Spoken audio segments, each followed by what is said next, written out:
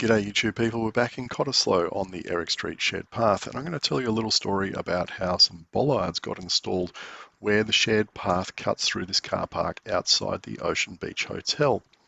And look, they certainly took a very long time to get installed, but we'll go through the reasons why they're here. And the reason is, back in June of 2023, the town of Cottesloe, after the path had been built, engaged Shawmac consultants, who are road safety auditors, to do an audit of the shared path. And in June, Shawmac provided that report to the town of Cottesloe, and the council considered it at their meeting on the 24th of October. And they went through all the findings and they accepted most of them. And the road safety audit is really worth reading. It's very professional, it's well written, it's quite clear. Anyway, finding 2.2 related to drivers reversing out of the 45-degree car park and driving into the shared path area and striking a pedestrian or a cyclist. And Austroads recommends that there's sufficient separation and or protection from the carriageway. So they came out with a recommendation saying you need some kind of physical or horizontal barrier between the shared path and the car park. And in case you're thinking, God, no one could ever drive out of the car park and drive into the shared path. Well, this is what I witnessed whilst the path was still under construction. Yep. People were certainly doing it, and if they weren't reversing into it, well, they were just driving into the shared section and using it as a parking spot.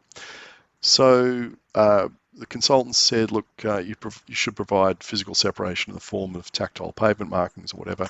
And the interesting thing about this, over on the right, Main Roads observed a motorist reversing onto the shared path when visiting this location after our meeting with the town of Cottesloe.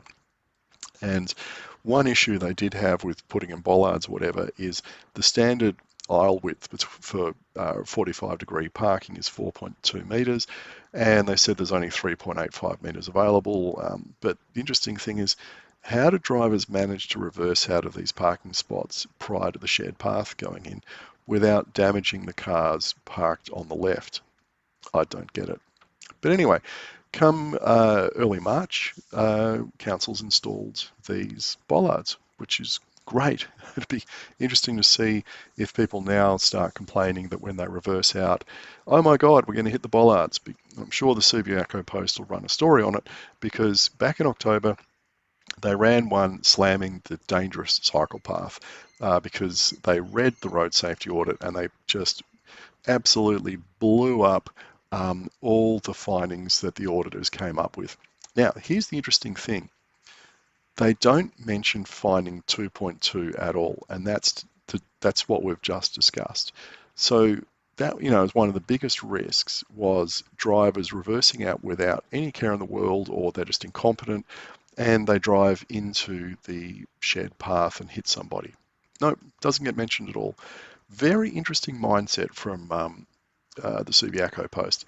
The other one they didn't mention was where the path ties in at Marine Parade. And yes, this is a big problem, but this was out of scope. This will be another project someday, and it's going to cost millions of dollars to do. So I can understand why they didn't do anything about it. But, they've obviously done something about this section.